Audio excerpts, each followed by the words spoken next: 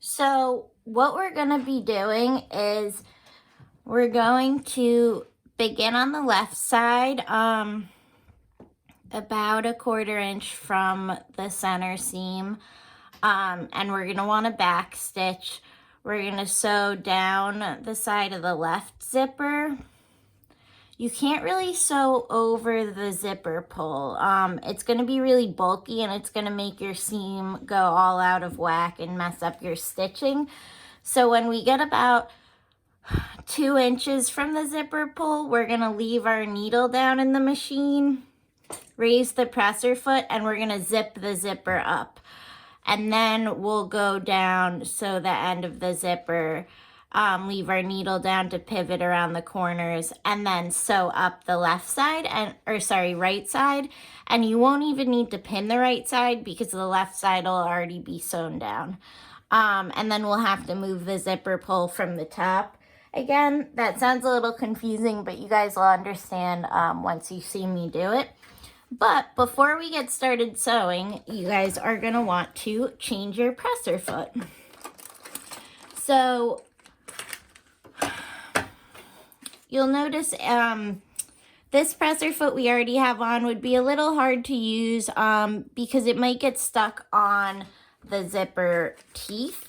So in our kits, you guys should have a zipper presser foot, and this just has a much narrower foot that allows you to sew right alongside those teeth without it getting caught. So let me just get in here. To change your presser foot, all you're going to do is click this notch on the back to drop your existing presser foot. Make sure to put it somewhere you won't lose it, like back in your little thing. Place your presser foot. It doesn't matter if you go on the left or the right. I'm going to go on the right side. We're going to lower this onto the bar to connect the presser foot, just like when you raise and lower your presser foot, and it should just click and stay right on there. If it doesn't click on the first try, just try a couple more times. And you should be fine. Technically, you can use your regular presser foot. I've done it before. The zipper presser foot will just make it much easier. Okay, so once the zipper presser foot's on there, we're just going to line up our zipper. So I just want to show you guys before I start sewing. I'm going to line this up so that the edge of the back of the presser foot is pretty much even with the center, and then I'm just sewing alongside the teeth, and I'm keeping my needle in the center. You just want to make sure that you don't sew too close to the teeth, because then you'll get thread in them and the zipper will get jammed when you try to pull it up and down. So don't get too close to the teeth, but you also don't want to get too far away that you end up not sewing the zipper down. So like I said, you should be roughly like a 1/4 inch from our basted seam. Just make sure you're sewing on that zipper tape. All right, so before we did change, sorry, I'm having trouble repositioning this. Before we did change our stitch length to 4 for basting, you want to make sure you change that back. Say you were really, really nervous about sewing the zipper, you could baste it first to try it out, and then sew it and take out the basting stitches, but I have confidence in you guys. All right, so I'm just going to begin by sewing forward, adding my back stitch, and now, like I said, I'm just going to go down the side. Your stitching will be visible from the outside, so you do want to try and keep it as neat as possible. Make sure that zipper tape is staying even with the center seam at all times.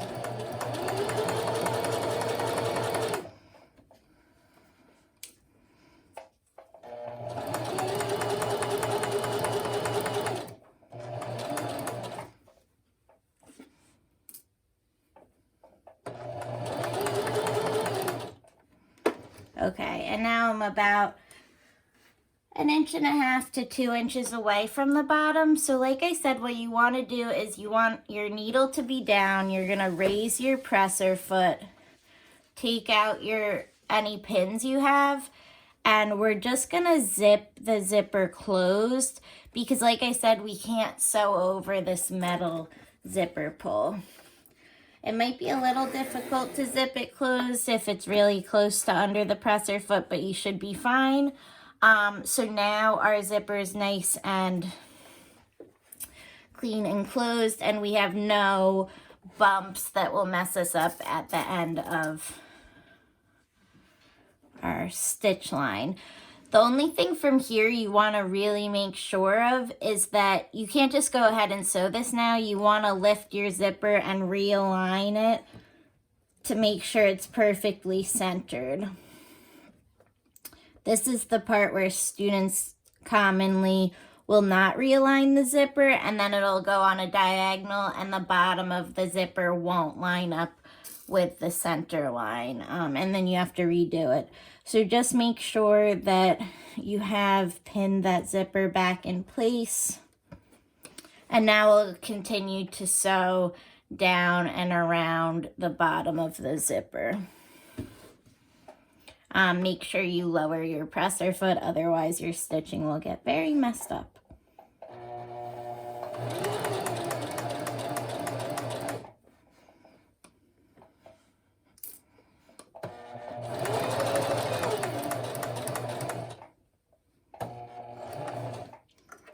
Okay, so you're gonna sew slightly past that silver end of the zipper teeth. Leave your needle down, raise your presser foot, and we're just gonna pivot the fabric to sew down and around. You want to make sure that you sew down here because otherwise you're not closing off the bottom of this. So make sure you're not just sewing 2 seams. You need this bottom stitching. All right, so we're just moving over and I'm going to sew just slightly past the bottom of the zipper teeth so that when I begin sewing on the right side, which will now look like the left side again, I'm equidistant to the center. So you want to make sure that you're sewing the same distance from your teeth on both sides. Otherwise, the zipper won't look very neat and it'll look off center. So I'm still about 1/4 inch from my center line, and now I can just continue sewing my zipper. And it should be in place since it's already sewn down on the other side.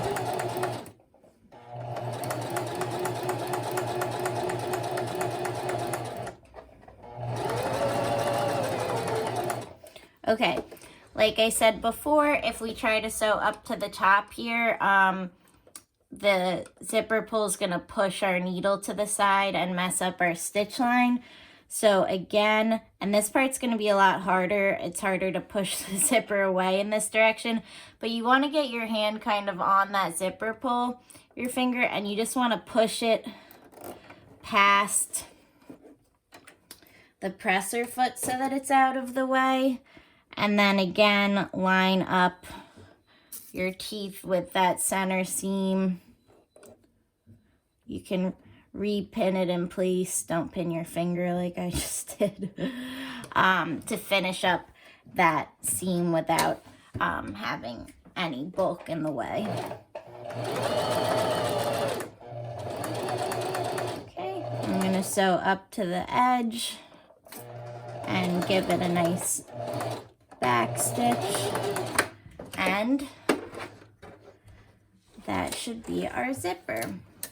So you can see it's not completely perfect, but it's pretty good. At some point my stitch line drifted a little bit, but I did stay on both sides of my center seam. I could have been a little more accurate here, but as long as your zipper looks good, you want to go ahead and grab, oh, I think my seam ripper's in here.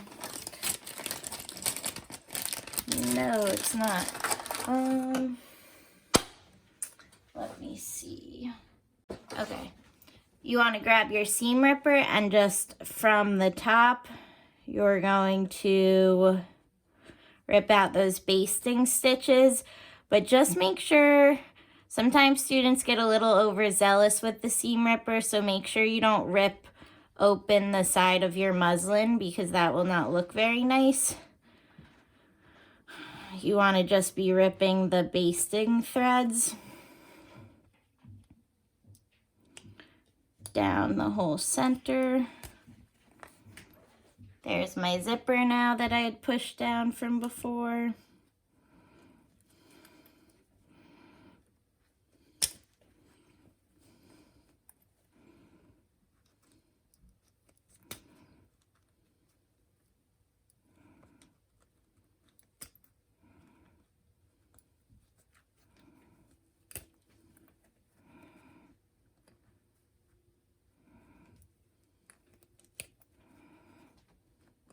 Sorry, I know this part's pretty boring to watch someone seam rip, but I'm just going to be ripping the threads out, going all the way down to my stitch line, but not through that stitch line. So in an actual garment, this would be placed in a seam, the side seam or the center back seam, and this would continue on for the rest of the garment. All right. So you guys want to go ahead and just pull out all those threads so that it looks nice and neat and not ugly like mine right now. But when you're done, you should have a functioning zipper that'll open up and down. So just make sure to clean it up a little bit. But voila, either a railroad or a centered zipper, whichever you want to call it. All right, thanks for watching, guys, and good luck with your first zippers.